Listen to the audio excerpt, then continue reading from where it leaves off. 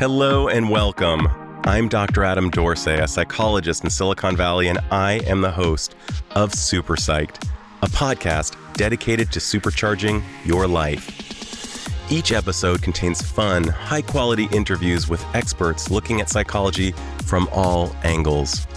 Super Psyched is your tool to get more of what you want in your life and less of what you don't. The modern age has come with lots of good news and some real headaches. How can we protect ourselves against people and organizations who want to exploit us? And for those of us in the sandwich generation, those of us who are sandwiched between two vulnerable groups, our children and aging parents, how can we safeguard our loved ones? To answer these and other questions about shielding ourselves from scams, I spoke to Julie Jones, also known by her former name, Julie Clegg. Julie is a licensed investigator with over 20 years of experience on the police force in England.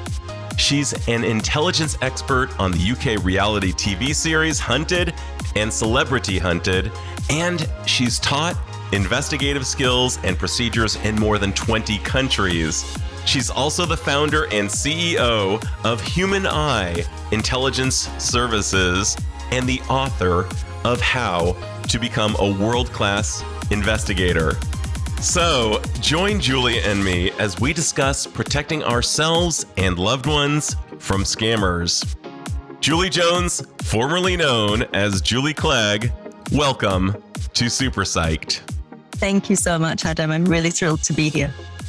Just a little backstory, a former guest and a colleague of mine, Reed Malloy, who is an expert in psychopathy. I asked him, there's been just so much scamming going on these days, especially in the midst of COVID, and some elders in my community who are most vulnerable to being prey to scam artists by phone, by the internet, are just increasing in the numbers. And I wanted more people, particularly people like me in the sandwich generation who have children that we're concerned about in terms of their online safety, and who have elders who are so vulnerable in our lives who may be more likely to part with large sums of money. Mark Rober did a 20 plus minute expose on YouTube in which he actually videoed and glitter bombed the people who were scamming, because he was able to actually send packages to the scammers and get them online. Most of us don't have that kind of technological ability, and having you on to talk about this will be great. Reed totally endorsed you, and I could see why as I got into the weeds and knowing who you are as a writer, as a speaker, and as a professional PI, former cop. Can you just give a little bit of just the basic chapters in your life, just so my listeners have a bit of a background on who you are and what you've done? Yeah, of course. Yeah, the quick rundown is, so I'm a former detective with the West Yorkshire Police in the United Kingdom. And I went through the police fairly quickly. I always knew I wanted to be a police officer. And there's a long backstory to that, but I won't get into that. But I knew that's what I wanted to do. And so when I went into that job, I was so passionate and I wanted to do everything and experiment with everything and see where I fit in that law enforcement world.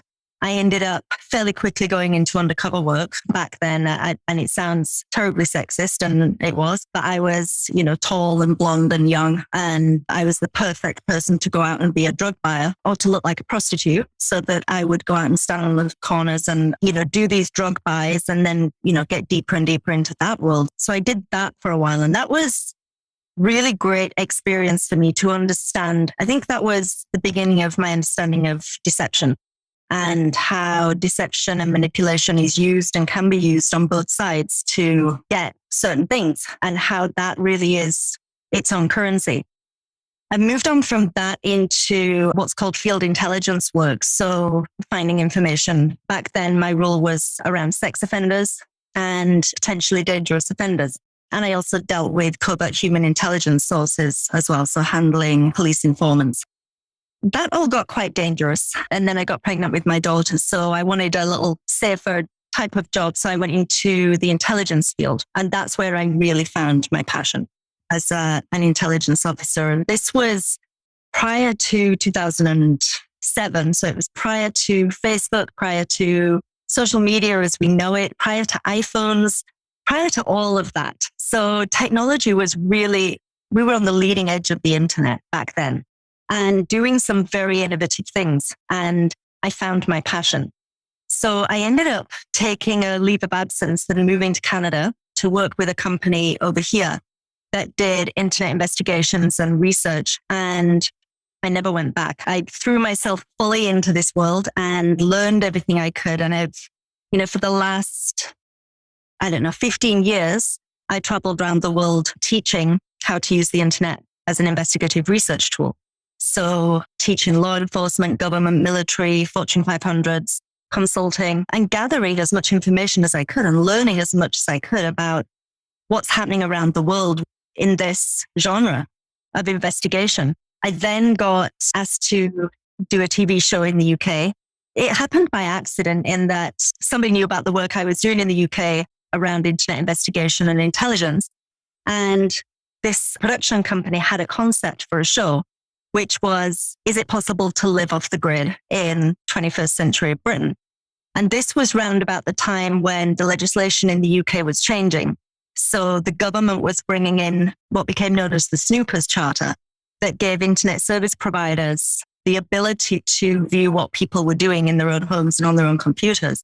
And that country felt like this was a government overreach and people should be able to do whatever they wanted to do in the privacy of their own homes. So I was curious as to both sides of this argument. I could see the need because of the number of terrorist incidents that were occurring in the UK and also the lack of protection for children in abuse situations. But I also am a privacy advocate. So I was very interested in that. Not so much in the TV part of it, because I've never really wanted to be on TV, but I was very excited about the social experiment part of it. I ended up doing that for 5 years and it was just incredible. The things that I learned from doing that show, the people that I met with, and just having access to all of the different types of technology, including the powers of the state, in a very experimental environment. So really, we were just allowed to play for 2 months and be supported in that and have it filmed and see what was good and what was bad and what went right and what went wrong, what we could potentially find out. So that was incredible. After that, I got an awful lot of inquiries. How does somebody get to do what you do? How do we learn this? So I found myself writing the same answers over and over again to people. So I thought, well, I'll just put it in a book. So that's how my book ended up coming about, because I just really wanted to share the information that I had learned over my years as a police officer, as an educator, on the TV show. I had all this experience and I wanted to put it out there. Plus, I had gone into the next transition of my business, which was to leave the company that I was with as an educator. And I really desperately wanted to get back onto the front lines. I wanted to get back into the thick of being an investigator. When I came back into the industry, I found it quite an unfriendly place, very male dominated, as the investigations industry is. It's, a lot of former police officers, and particularly in technology, when you're merging investigations with technology, it is a male dominated environment. That is changing. But I recognize that there's not many role models for young women in particular who want to break into this industry, and no real resources for them to access. So I wanted to become that resource. So that was another reason for writing my book, and something that I've put in there, really from my heart and soul. And that is, I want to help young people, males or females, but particularly young women, pursue that passion and be able to have a female role model that enables them to get into that industry, because women are great in this industry as are men, but there is a strong place here for women. And I've seen this over the last few years where, particularly in things like dealing with scams, dealing with identity theft, and everything from cults to domestic abuse, some people prefer to speak to a woman because women have a different perspective, or they're embarrassed, or they've been taken advantage of by a man. particularly if it's in a dating environment, which, we'll talk about catfishing, I'm sure, but in an environment where a woman has been taken advantage of or scammed or something to do with a man, they don't necessarily want to speak to a man about that. So all of those things came into play. And then these days, I've shifted a little bit into human trafficking investigations, gap analysis, and working again with disadvantaged women and children or disadvantaged people generally in Central American countries where women and gender is still a really big issue. And you make a great point. Even in my field, psychotherapy, there are times when I get a call from a male or a female who specifically wishes to discuss the issue with a male. And very often my wife, who is also a psychologist and a good one, I might add, she will get the same type of preferences from any gender. So what you're talking about is just representation is just so important because we all have individual differences with regard to our comfort levels. And I think that's great that you're out there. I'm going to shift to the main course. We will be talking a little bit about Hunted, your TV show, of course, because that was so cool. But scammers are on the rise. I imagine COVID has somehow become a really fertile environment for the proliferation of these types of cells to scam us via the internet. What are some common scams that are going on right now that people could be aware of? Yeah, I think the biggest ones that we're seeing, the two main ones certainly that I've seen, or should I say the two methods, is email scams and phone scams. We're also seeing a lot of dating scams and that kind of thing as well. But the biggest ones that we're seeing are ones that are occurring over the phone or by email. So this usually occurs if it comes over the phone, because it's very easy to spoof phone numbers now. So somebody will phone pretending to be either a government official, a bank official, or some other kind of official, asking for certain kind of information, or usually coming in hard with a threat or a fear tactic or some way to scare you. And then you react to that, threatening a very serious consequence if you don't do a certain thing very quickly, and targeting the elderly in many cases and fairly effectively. And then, taking money from these people. With emails, we see it as these emails come in, they look very legitimate, very easy to spoof. Companies use redirects in the background. The old advice of, well, check the email address, and if it looks good, then it's probably right. That doesn't apply anymore, because you can put a redirect in the background and still have the email address be the legitimate email address. And what is a redirect? So redirect occurs so if I send you an email, in the code of that email is written in that any email that goes to the email address that they've set up, it will go to somewhere else instead. So usually it's a spoofed email address, but it looks the same. So there'll be a slight character difference. So if it's from a bank, for example. Bank of America. Yeah, if it's say Bank of America, it might say Bank of America, but the letter I is actually an L, or the O is actually a 0. So very difficult to read on a phone. Sure. People don't check. And it looks completely like a Bank of America email. It may even contain personal information. You may contain information that makes you believe that this is real. But what happens is there's a redirect in the background of that directs that email to somewhere else completely. And, they've got you then.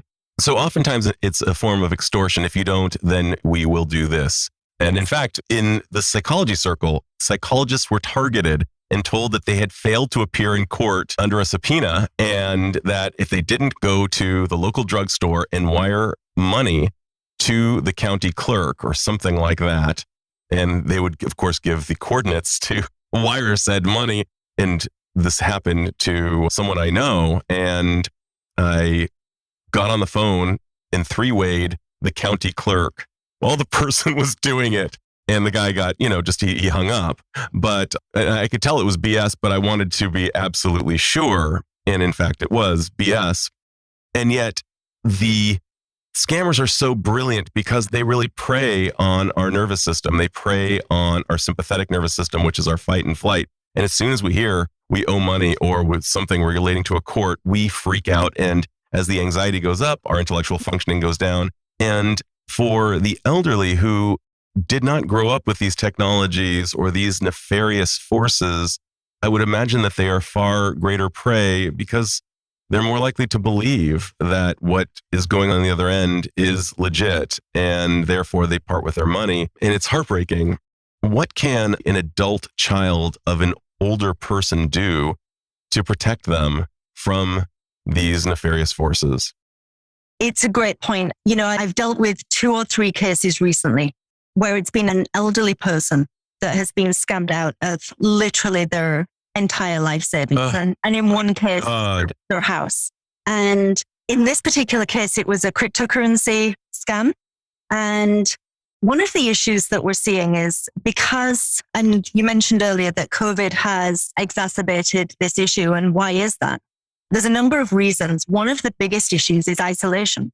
People are in isolation, particularly older people. So the elderly are at home with nobody else and nothing to do. And in the case of this gentleman that this happened to recently, he was an astute man. He had been an accountant all his life. He was very intelligent, but he was isolated from his family because of COVID and was not allowed to see anybody. So he was spending his time online, just looking around, exploring, and he was interested in cryptocurrency and he had a lot of money. So he thought, well, maybe, I'll just play around with investing. I've got nothing else to do right now. I can't see anybody. So I'm just going to learn something. And he's a smart man. And so he spent a little bit of time, going around message forums, learning, watching YouTube videos, just learning about cryptocurrency. And one day an ad popped up on his screen while he was looking at something else and said, amazing investment opportunity, very low investment for a high yield of cryptocurrency. The market's about to go, jump on board right now. So he thought, oh, well, I'd learned quite a lot. I feel like I've educated myself. Can't hurt to maybe. And he started off very low, something like $1,000, very low. And this is how these scams work. So he ended up connecting on the phone with somebody, put in his $1,000. They grew his $1,000 for him, gave him $5,000 back. So he was thrilled. Really. 500%. It's amazing. He's like, I've made money. I'm doing this well. I've got a connection with somebody on the phone. Don't feel like I'm being scammed. They've given me my money back. So they came back to him again a couple of weeks later and said, hey, we've got another great opportunity. Seeing as you did so well last time, do you want to put a bit more in? This time he said, okay, well, I'll reinvest the 5,000 because then I'm not losing anything. This time they came back to him and he had made something like 25,000 and they gave it back to him. He was thrilled. They came back to him the third time and said, okay, we're creating this pool and this is going to be amazing. Do you want to put in more? Because the return on this is going to secure the future of your children and your kids will just be set up for life. So he ended up putting in something like 250,000 this time, which again came back to him. And he was building this relationship with these people. The last thing that happened was he handed over the deeds to his house and never heard from them again. And they cleaned out all his bank accounts, took his house, and over a period of about 5 or 6 months. So this was not a quick scam. This was a calculated, big scam where they really wanted to take him for. And even after that, he was going, because he had become so desperate and he felt so foolish, he even tried to borrow money from all of his friends to give them more money to try and get his money back. He got into this loop of desperation and just shock that this could have happened to him because he really felt like he was in control. He felt like he had tested it over and over again. So scams don't all look the same. It's so interesting that you're bringing this one up because this is exactly what a friend of mine's older parent came across. It looked so legit. And fortunately, my friend caught wind before his mother was able to part with her money on this quote investment that sounded really legit. And she was about to be taken. Yeah. So to answer your question, what can adult children do to protect their parents? First of all, I would say, talk to your parents. Same way you would talk to your kids that, elderly people are vulnerable just like children are. They don't necessarily understand the technology. And it's not that they're not smart. Yeah, they're incredibly smart. And this parent was very smart. Yeah, as was this man. He was very smart and financially savvy as well, but not technically savvy. So this is the issue that we're seeing. We see it with children and we see it with elderly. You can be life smart, but tech naive. And you can also be the other way around. And this is how identity theft happens. You can be tech smart, but life naive. Right. When you've got a combination of either of those things, when you've got somebody that understands how things can happen, but doesn't understand the way that things can happen, you need to help to educate them in that area that's missing, or at least try and mitigate some of the risks of that thing happening. So in this case, if you've got an elderly parent who you know is on the internet and who you know has some money, or even if they don't, it's not necessarily just this kind of fraud that's cryptocurrency. It happens, we see it a lot in dating, senior dating. Senior dating. Let's hear about that. So because a lot of older people have money, they're a perfect target because they have worked all their lives. They have some savings or some pension, and they're not necessarily tech savvy, but this is the environment that's now being used, particularly during COVID. So what they're being forced into an environment that is unfamiliar to them. So I was asked a few years ago, it was actually Barclays Bank. They did a clinic called the Embarrassing Fraud Clinic. And it hit on something very important. And that is, we are embarrassed when we're defrauded. We don't talk about it. If we suspect that somebody has managed to pull the wool over our eyes, we don't tell anybody, and we can end up in this loop. So they rely on fear and shame. Totally. And elderly people typically are quite prideful, and particularly when it comes to their children. So this is the perfect storm of being a victim, finding yourself a victim. Because with elderly dating, for example, a lot of elderly people don't want their children to know that they want companionship, or that they're lonely, or that they might be trying out, usually not the typical dating app of a younger person, but maybe some Facebook group or something like that where they've met somebody. And, they don't always want their kids to know that. I would imagine. It's actually a double shame. It's like, oh my gosh, I was on it and this horrible thing and I got catfished. Yeah, because a lot of elderly people, male or female, may think, well, I'm older. Nobody's going to want to be with me. I'm past my prime. What do I have to offer? They're very susceptible to potentially being defrauded. And if they've got money, and depending on how that comes across online, they, revealing that they have money, even if it's just, yes, I own my own home. That's all that anybody needs to know. So to answer your question, the best thing that anybody can do with an adult parent or even a young person is talk to them, educate them, help them understand that they don't need to be ashamed, that this is not something to be embarrassed about, that these are the warning signs to look out for. There are all kinds of red flags, which we can go over as well. But if something happens, the earlier it's detected, the more chance of shutting it down before it gets worse, getting some money back, finding who's behind it. The earlier that happens, the sooner they can go and ask for help, the more chance there is of recovering something that's been lost. So it feels like you're saying point one is the discussion is mom, dad, or to kids, junior, I'm going to take the stigma out of you talking to me. It's very likely that in this minefield called the internet, that you will step on something that will blow up. Come talk to me. Is that the first step? Yeah, absolutely. And also to explain to people that huge companies that have spent thousands and hundreds of thousands of dollars on security still get stung. You're dealing with professional scammers.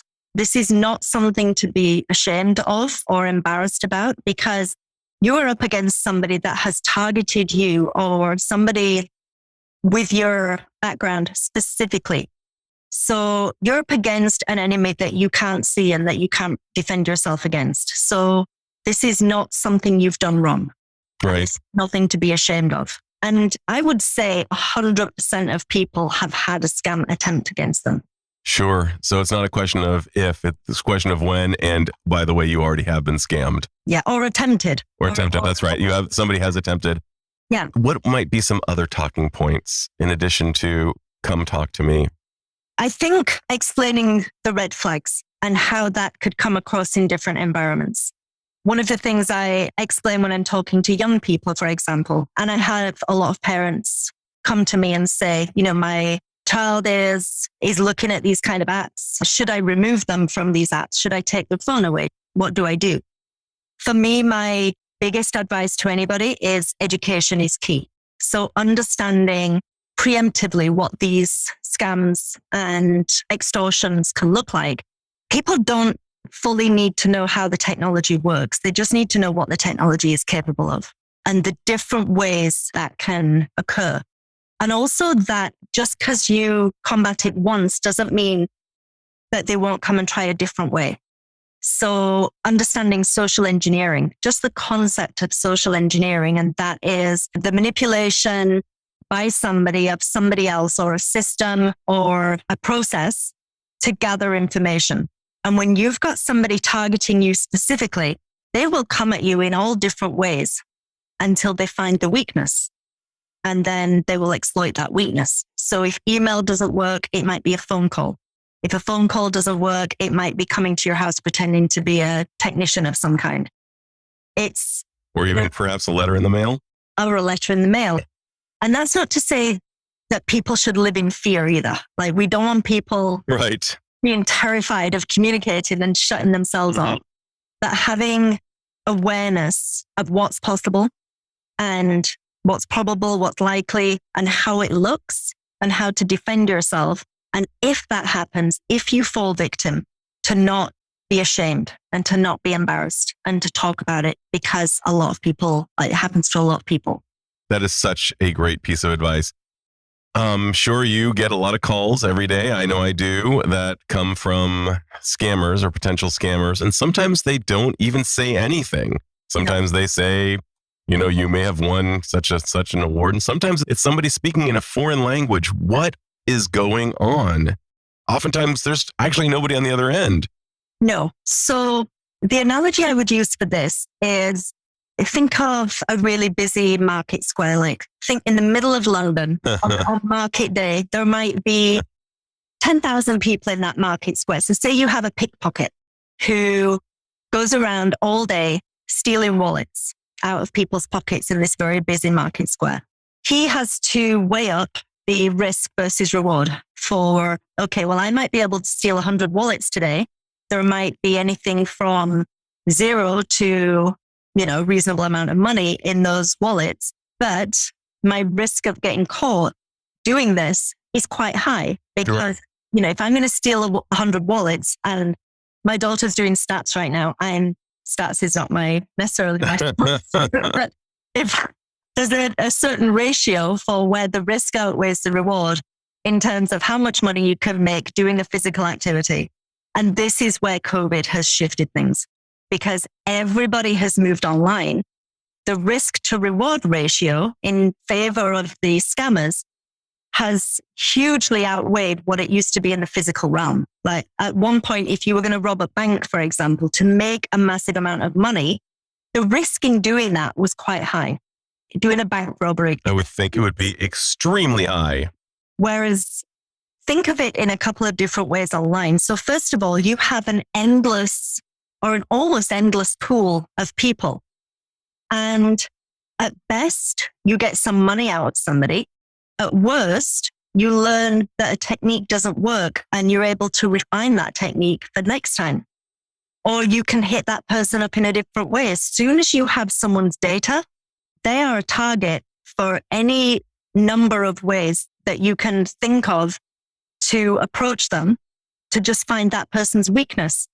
And then on top of that, you can automate it. So you don't have to have somebody on the other end of a phone all the time. If you can automate that message and have the person on the other end be the trigger that takes them to the next level of the scam, then you can hit 8 billion people and in a certain period of time and just keep repeating that with different scams over and over again. And yet so many times I pick up the phone and there's nobody on the other end. And what's going on there? It's from Wichita, Kansas. So it's some kind of robot that's been set up.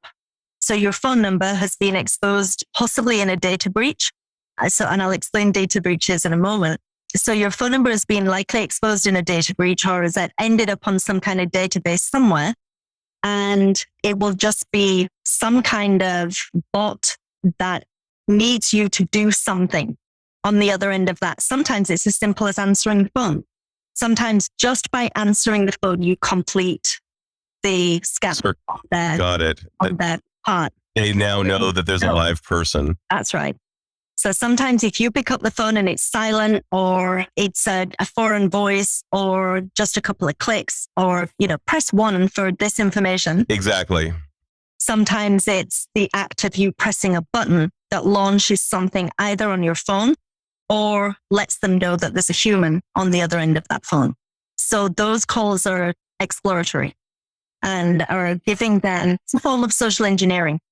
I'm thinking about that scene in The Empire Strikes Back where the Empire sends basically, what was it even called? A drone that Han Solo blows up, and it lets the Empire know, oh, indeed, the rebellion is now on planet Hoth. So same idea. I have experimented with various apps to try to attend to those awful calls. I tried, I believe it's called RoboKiller, and I'm sure it's very well rated.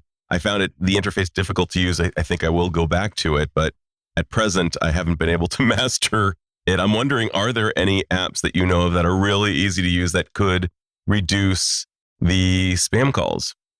This is difficult, and I am wary of recommending those things, and for a couple of reasons.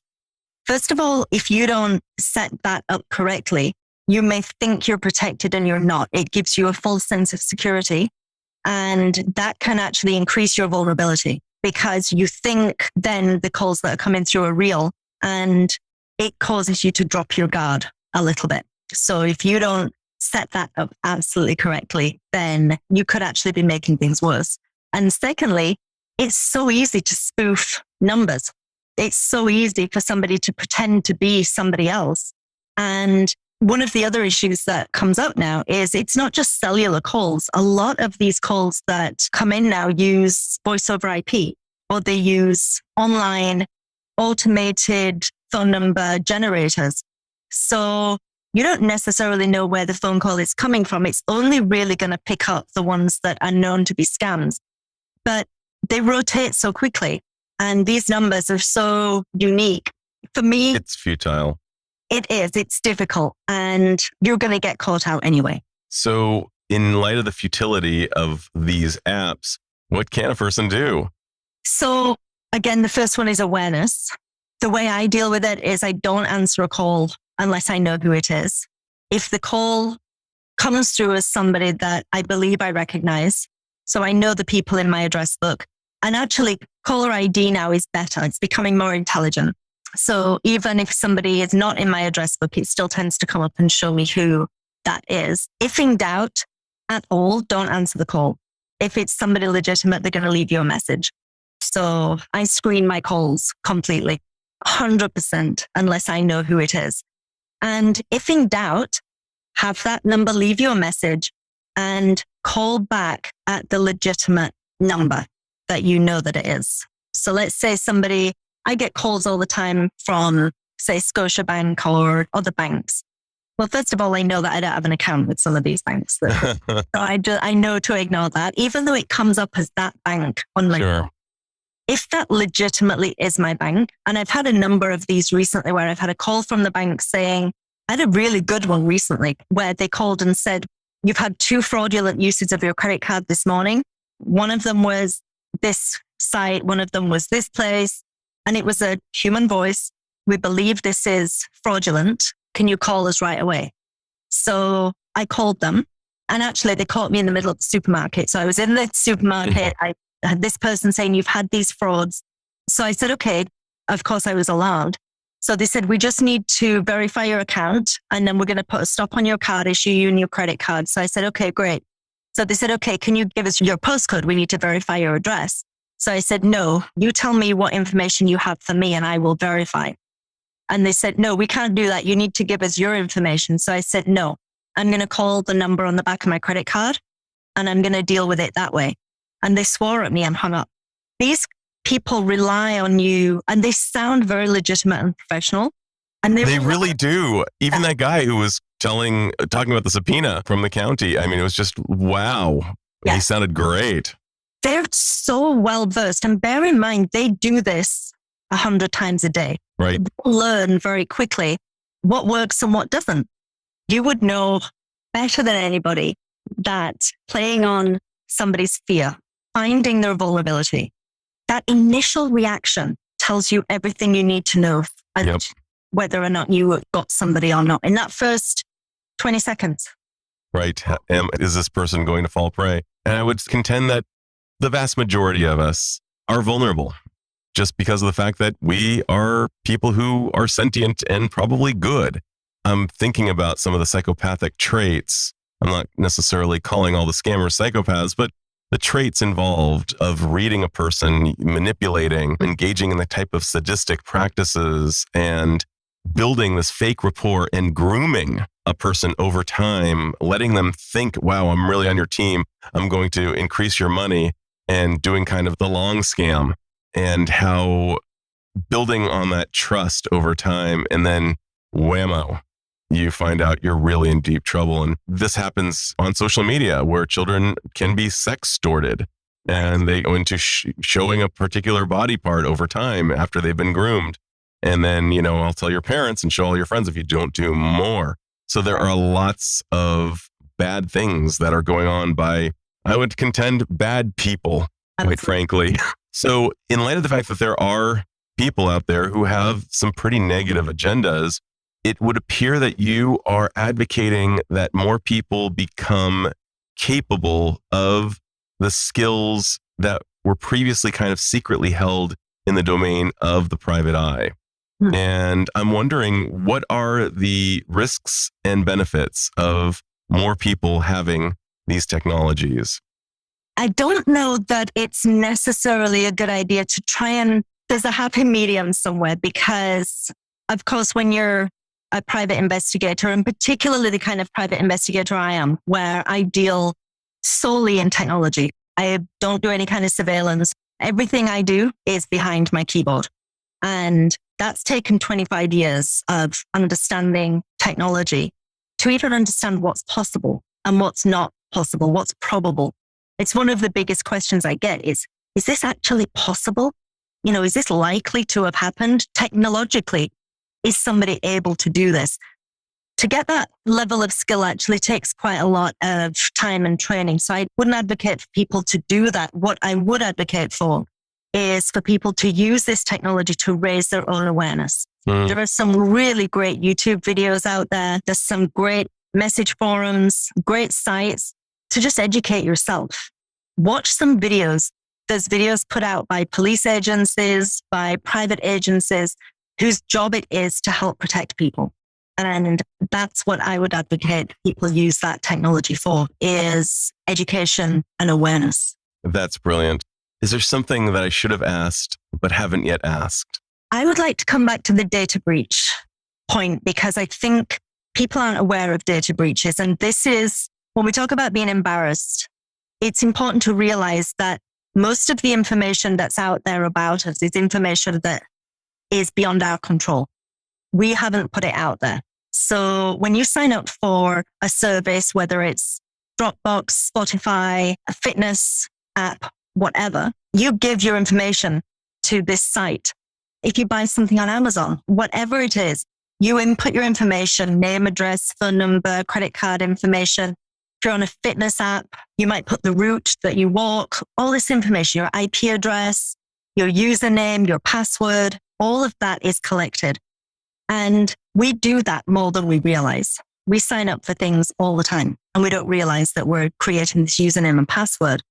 These sites are then hacked. So this is not you that's being hacked. It's them. This is Spotify. This is Dropbox. Somebody accesses their corporate files and steals all the data. Sure.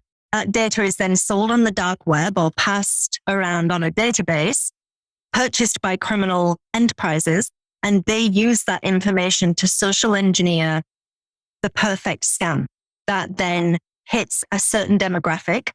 These things are run like corporations. Some of these scams they're like a big company. There's a CEO, there's a chief financial officer. There are people running this like a business. And we underestimate them by thinking that scammers are stupid and disorganized. Yeah. Some are not. Some are very smart and quite organized. Absolutely. So your information is stolen. Now, as an investigator, some of the tools I have at my disposal are to be able to go into databases that will tell me whether somebody's data has been breached. If I know somebody's email address, I can go to one of these databases. I can find out, first of all, if their data has been breached, and secondly, what data has been stolen. So then you can go in and you can be forewarned with the information. You can say, okay, I need to change my passwords. And then taking that one step further, if that password has been stolen and that password is relatively unique, you can do a reverse password search and find all the other accounts that somebody has using that same password. Wow. So having the same password on multiple sites. Yeah, or username is very dangerous. If they would do a reverse password search. Yes. Yeah. That's wild. And once you have all of those accounts, you have a massive amount of information. If you want to target somebody, this is why when you have these calls from a bank or a call from somewhere or an email from somewhere pretending and they know all this personal information, that's how you get sucked in. Right. Because potentially you're using the same password or the same username across a number of sites. And all somebody needs is one instance of that password to potentially detect all of your other accounts. And they could get quite granular in letting me know about my preferences. Listen, we know that you love this musical artist, so we clearly know who you are. So we are safe. We're like a friend. I'm also a fan of that band. And so that could be one of the nefarious uses of our private information. It's almost as though all of us are starring in the Truman Show and They are watching. And this is why it's important to emphasize that this is not your fault. Because the data isn't stolen from you, it's stolen from somebody that you've trusted with your information. However, you can mitigate your risk. Wow. So I'm going to close with this question. If you could magically, fantastically impart a skill or a behavior on all humanity that would help tremendously with regard to protection against these forces who would tend to do us harm online, what would that skill or behavior, perhaps even an awareness, and perhaps even all three, how would you wave your magic wand and give it to all humans? And what would that skill be? So it's really boring, but it's true and it's not magic. Change your passwords. I would say three things. Number one, use a unique password for every account. That removes the possibility of reverse password lookups. So if you get one account that's breached, you don't get all your accounts breached. So that would be my first thing. Use a unique password for every account. And use a password manager. Yeah. So you don't have to do that. Secondly, change your password every 3 to 6 months. Even if you're on a password manager? Yeah. I change your passwords frequently because you don't necessarily know when your data breach might occur. So if you have a data breach, at least it reduces the possibility of somebody in the next few weeks or months finding that information. Brilliant. And then employ 2 or multi-factor authentication. How do you suggest doing that? Because in one interview I heard with you, you suggested that the telephone might not necessarily be your best option. Yeah, and that's because of SIM swaps, which is a whole other thing. I would recommend if you're going to use multi-factor authentication, there's an app called Investigator or another one called Authy, which is a Google app. What that does is it provides a unique code every time you go into it. I use it for everything. You log into your account, the app generates a unique code, you enter that, and only if you have that app and that code can you access that site. How is that safer? As long as you have your phone, nobody can access that site without that code. Now, if for whatever reason you change your phone, you can move that app over. The biggest breach of that, and nothing is infallible, of course. So one of the other things I would add to that is just keep an eye on your open sessions. So go into the app from time to time and have a look at where the open sessions are in that app. And I know that this is hard for people. Open sessions. Yeah. So every app will tell you either when it was last accessed or where that app or program is open. So it will say this was last accessed by a Windows machine running this operating system. I see. The way that my Gmail will tell me it's been accessed. Yeah. So you can have that set up to alert you if it's accessed from an unfamiliar machine, or it can tell you which sessions are currently open. So just having that awareness, the tools are there, or the capabilities within these tools and apps is there. So it's being mindful is the main one. But I would say in terms of the magic wand, change your passwords. Wow. I am so grateful to you, Julie, for sharing your expertise with me and my listeners. I'm grateful, of course, to Dr. Reed Malloy, the amazing guy who connected us. Thank you so much. The more we can get this information out to people, just stopping it happening to one person is something. It kills me every time I hear of anybody being scammed. Particularly the elderly, though.